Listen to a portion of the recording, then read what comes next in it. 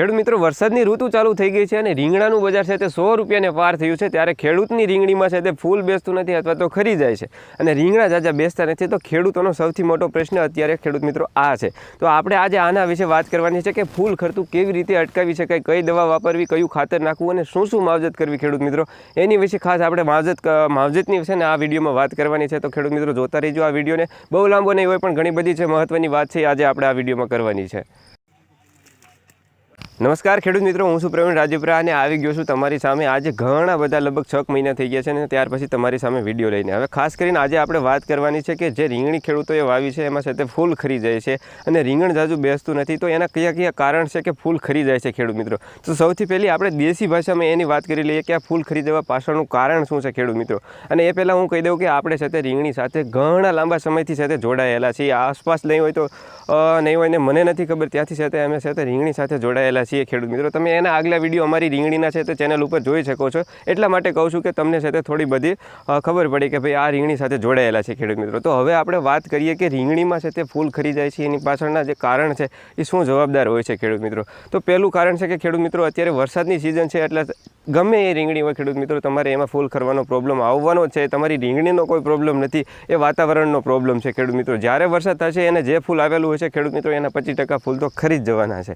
તો એને અટકાવવા માટે તો આપણે કશું નથી કરી શકવાના કારણ કે વરસાદ આવશે, વધારે વરસાદ આવશે એટલે ફૂલ ખરી જવાના છે, પણ જે તમારું ફૂલ થઈ ગયેલું છે, ડીટ બની ગયેલું છે એ પણ ખરી જાય છે ખેડૂત મિત્રો। તો એને છે તે આપણે અટકાવી શકીએ છીએ અને એને કઈ રીતે અટકાવી શકીએ છીએ એની આજે આપણે ખાસ કરીને વાત કરશું ખેડૂત મિત્રો। તો જે તમારું ડીટ તૈયાર થઈ ગયેલું છે ખેડૂત મિત્રો એને ખરવા પાછળના મુખ્ય કારણ ઘણા બધા હોય છે। હવે એમાં તમે વરસાદ રહી ગયા ત્યાર પછી જો તમારી પાસે ખેડૂત મિત્રો વ્યવસ્થા હોય તો તમે છે તે પાલોર પાણી ઉતારી દેજો કારણ કે વરસાદનું પાણી જે પડે છે ને એને સુકાવવામાં ઘણી બધી વાર લાગે છે। જો તમારી પાસે વ્યવસ્થા હોય ને લાઇટ કે બીજી કોઈ વ્યવસ્થા હોય તો તમે છે તે એને વરસાદ પછી તરત છે તે પાણી પાઈ શકો છો અને તમે જે જમીનમાં આપણે વરસાદનું પાણી છે એને ઉતારી શકો છો અને જે તમે પાયેલું પાણી છે ને એ વરસાદ કરતાં જલ્દી સુકાશે અને જેમ જલ્દી સુકાશે રીંગણીમાં જેમ અત્યારે પાણી ઓછું ભરાય એમ જ તમારું ઉત્પાદન છે તે વધારે આવશે ખેડૂત મિત્રો। એક તો તમારે ખાસ કરીને આ વાતની ધ્યાન રાખવાની છે અને બીજી બધી વાત એ છે કે તમારી રીંગણી વચ્ચેનું અંતર કેટલું છે અત્યારે ખાસ કરીને જો તમારી રીંગણી વચ્ચે 3 ફૂટનું અંતર કે 2.5 ફૂટથી ઓછું અંતર હશે તો ખેડૂત મિત્રો સૌથી મોટું કારણ તમારી રીંગણીમાં ફૂલ ન બેસવાનું કારણ આ હોઈ શકે છે। તો તમે એ પણ એક વખત જોઈ લેજો ને જો વધારે પડતું હોય તો ક્યાંક તમે છે તે રીંગણના છોડ ઉપાડી પણ શકો છો ખેડૂત મિત્રો। અને હવે આગળની વાત કરીએ કે ખેડૂત મિત્રો આની પાછળ હવે કઈ દવા છાંટવી, ફૂલ તો ખરી ગયું છે પણ ફૂલ લાવવા માટે છે તે આપણે કઈ મહેનત કરી શકીએ છીએ કે કઈ દવા ખાતર કરી શકીએ છીએ તો એની પણ આપણે વાત કરી લઈએ ખેડૂત મિત્રો। તો ફૂલ બેસાડવા માટેની ઘણી બધી દવાઓ માર્કેટમાં આવે છે પણ જે આપણે વાપરેલી છે અને આપણને ખબર છે ખેડૂત મિત્રો એની આપણે વાત કરીશું અને હું ઘણા સમયથી એની જ વાત કરતો આવું છું કે આપણે કોઈ એગ્રો નથી કે આપણે નથી કોઈ બીજી વસ્તુ ખેડૂત મિત્રો, આપણે માત્ર ખેડૂતોને કહેવાય ને કે ભાઈ મદદ થાય એ માટે સાથે વાત કરતા હોઈએ છીએ ખેડૂત મિત્રો। તો એમાં સૌથી પહેલી દવા હું તમને કહેતો હોઉં છું એ છે કોરામંડલનું ફેન્ટેક, જેનો ફોટો હું તમને સ્ક્રીન ઉપર લગાવી દઈશ। એ છે તો તમે છાંટી શકો છો અને એમાં છે તે તમે ફ્લાવરિંગમાં વધારો કરી શકો છો। પણ ખાસ વાત તમારે એ ધ્યાન રાખવાની છે કે તમારી રીંગણીનો છોડ છે એ છે તે 60 દિવસ કરતાં વધારે ન થયેલો હોવો જોઈએ અને તમારા ઢીસણ કરતાં વધારે અથવા તો 2.5 ફૂટથી વધારે છે તે હોવો જોઈએ। આ બે કન્ડિશન તમારે ધ્યાન રાખવાની છે। હવે છોડવો છે તે સાવ નાનો હશે ને તો તમે એ દવાનો છંટકાવ કરશો તો ખેડૂત મિત્રો તમારો છોડવો વધશે નહીં, ખાસ આ વાતની ધ્યાન રાખજો। એટલે 2.5 ફૂટથી વધારેનો છોડ હોય તો તમે આ દવાનો છંટકાવ કરી શકો છો અને 8 થી 12 ml નું માપ રાખી શકો છો ખેડૂત મિત્રો। બીજી વાત એ છે કે વરસાદ વધારે પડતો હોય તો તમારી રીંગણીમાં છે તે એમોનિયા ખાતર આપવું ફરજિયાત છે ખેડૂત મિત્રો। જો તમે એમોનિયા ખાતર નહીં આપો તો તમારે છે તે ફ્લાવરિંગમાં ઘણો બધો પ્રોબ્લેમ આવશે ખેડૂત મિત્રો।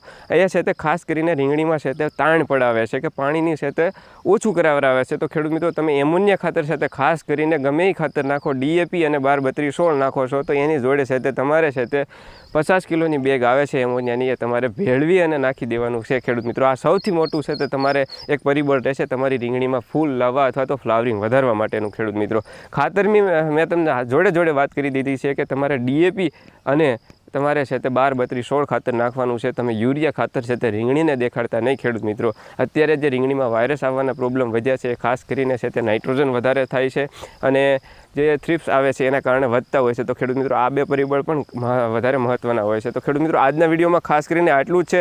અને જે પણ ખેડૂતોએ રીંગણી વાવી છે અત્યારે સારું એવું બજાર છે, તો કોઈ પણ નવા અખતરા કરતા ને જે પણ આપણને ખબર છે એવા જ અનુભવો કરી અને તમે છે તે રીંગણીને બચાવી શકો છો. બાકી નવા અખતરા કરવા જશો તો આ 100 રૂપિયાની બજાર ક્યારે વહી જશે એ નહીં ખબર છે ખેડૂત મિત્રો, અને તમે પાછળ રહી જશો ખેડૂત મિત્રો. તો ખાસ આજના વિડીયોમાં આટલું જ હતું.